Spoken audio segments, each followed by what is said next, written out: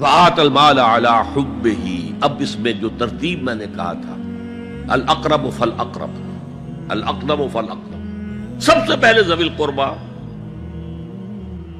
اور اس میں اکثر و بیشتر ہم سے کوتاہی ہوتی ہے۔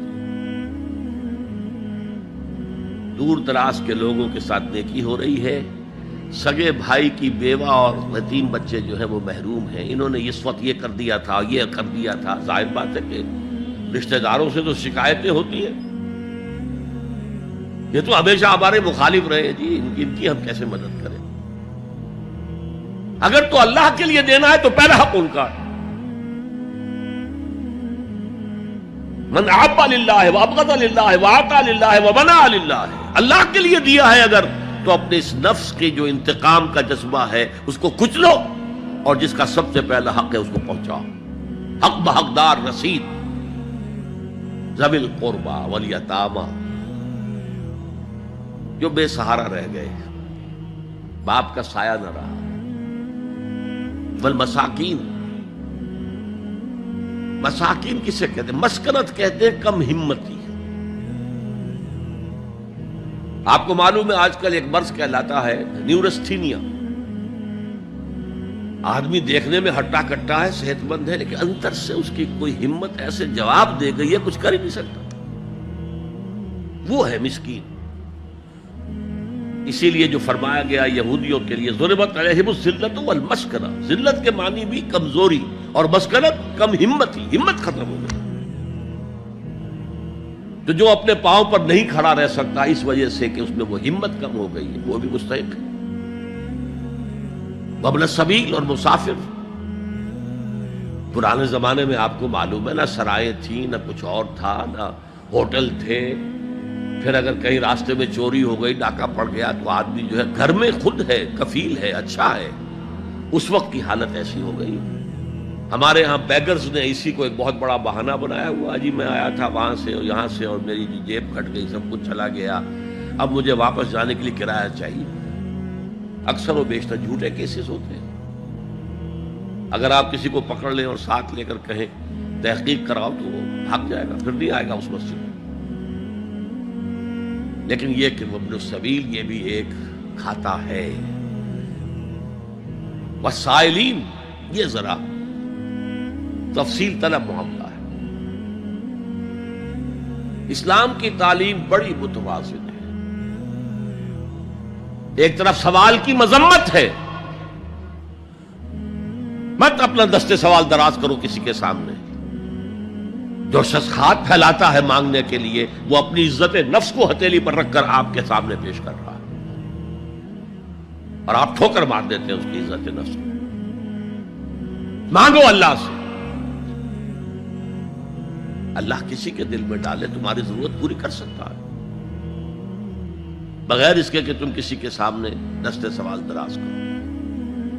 تو سخت مذمت ہے، اور خاص طور پر بیگری جو ایک انسٹیٹیوشن بن گیا ہے، ایک پیشہ بن گیا ہے، وہ تو اسلام کی تعلیمات کے منافی ہے۔ اور جس طرح کی ہم خیرات بانٹتے ہیں، 5 روپے کا نوٹ دے رہے ہیں مانگنے والوں کو، مسجدوں کے باہر سمجھ رہے ہیں ہم نے حاتم طائی کی خبر کو لات مار دی، حالانکہ حقیقت میں آپ انسٹیٹیوشن آف بیگری کو سپورٹ کر رہے ہیں۔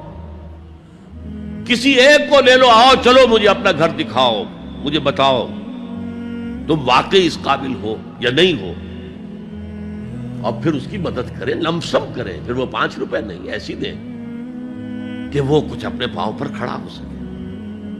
میں نے 1 روپیہ نہیں کہا، کہ 1 روپیہ تو اب کوئی شے نہیں رہی، لیکن یہ کہ 5 روپے کا نوٹ بھی آپ نے تقسیم کرنے شروع کر دیے، یہ کیا ہے؟ والسائلین وفی الرقاب، لیکن دوسری طرف سائل کو جھڑکنا نہیں ہے۔ اما السائل فلا تنہر، جھڑکو نہیں، اچھا بھائی نہیں، معاف کرو، میرے پاس اس وقت آپ کی مدد کے لیے کچھ نہیں ہے، میں کچھ نہیں کر سکتا۔ تو ان دونوں کے درمیان اصل میں معاملہ ہونا چاہیے، بلکہ یہاں تک بھی فرمایا سائل کو ضرور دو، چاہے وہ گھوڑے پر سوار ہو کر تمہارے دروازے پہ آیا۔ کیا پتا اس کی واقعی الجھن کیا ہے؟ تو سوال کی مذمت اور سائل کو جھڑکنے کی ممانعت، حتی الامکان خالی ہاتھ نہ لوٹاؤ، اس نے اپنی عزت نفس اپنی ہتھیلی پر رکھ کر تمہاری سامنے پیش کر دیا، اسے ٹھوکر نہ مارو۔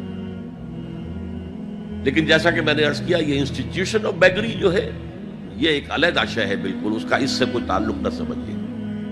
وفی الرقاب، رقاب جمع ہے رقبہ، گردن، فک رقبۃ او اطعام فی یوم ذی مسغبۃ یتیما ذا مقربۃ او مسکینا ذا متربہ۔ فک رقبۃ، کسی کی گردن چھڑا دینا۔ اس وقت سب سے بڑی ایپلیکیشن اس کی تھی غلاموں کو، کنیزوں کو اپنے پیسے سے خرید کر آزاد کر دینا۔ بہت بڑی نیکی، بہت بڑی نیکی۔ اور حضرت ابو بکر رضی اللہ تعالیٰ عنہ کے دفتر فضائل میں سب سے اونچا کام یہ ہے کہ جن غلاموں کو اور جن کنیزوں کو ستایا جا رہا تھا، their owners, their masters، ان کے آقا کو حق حاصل تھا، جو چاہے کریں ان کے ساتھ، قتل کر دے، کوئی پوچھنے والا نہیں ہے۔ میں پہلے بھی عرض کر چکا ہوں، میری ملکیت ہے، جیسے میری بکری میری ملکیت ہے، میں نے اس کو ذبح کیا، گوشت کھا لیا، تم کون ہوتے ہو پوچھنے والے؟ میرا غلام تھا، میں نے قتل کر دیا، تم کون ہو پوچھنے والے؟ ان کو حضرت ابو بکر نے خرید کر آزاد کیا اور منہ مانگے دام دیے۔ حضرت بلال کے لیے امیہ ابن خلف نے اتنی بڑی رقم مانگی، حضرت ابو بکر نے کہا ٹھیک ہے لو۔ باپ نے کہا بھی ابو قحافہ نے، ابو بکر کو کوئی غلام خریدنا ہی تھا تو کوئی طاقتور آدمی جو کام آ سکے کہیں، اس کو خریدنا چاہیے۔ مجھے کیا پتا ابو بکر کس لیے خرید رہا اور کس کے لیے خرید رہا ہے۔ آج کے دور میں اس کی اپلیکیشن ہوگی، کوئی شخص جو ہے اگر قرض میں اس طرح جکڑا جائے کہ لاکھ ہاتھ پاؤں مارے نکل نہیں سکتا، اس کو کوئی لمپ سم مدد دے کر اس قابل کیا جائے کہ وہ پھر اپنے پاؤں پر کھڑا ہو جائے۔ یہ نہیں کہ اسے آپ ہر مہینے کچھ رقم دیتے رہے مینٹیننس کے لیے، نہیں، اس سے تو وہ اسی پوزیشن میں رہے گا۔ یہ بعض مائنورٹی کمیونٹیز کے اندر یہ معاملہ موجود ہے۔ کوئی بھائی اگر گر گیا ہے کاروبار میں تو اس کی پھر ایسی مدد کی جائے کہ وہ پھر آپ کی صف میں آ کر کھڑا ہو جائے، respectable members of your community, وہ اس شکل میں پہنچ جائے۔ یہ بھی فک و رقبۃ اس کی ذیل میں آج کل آئے گا۔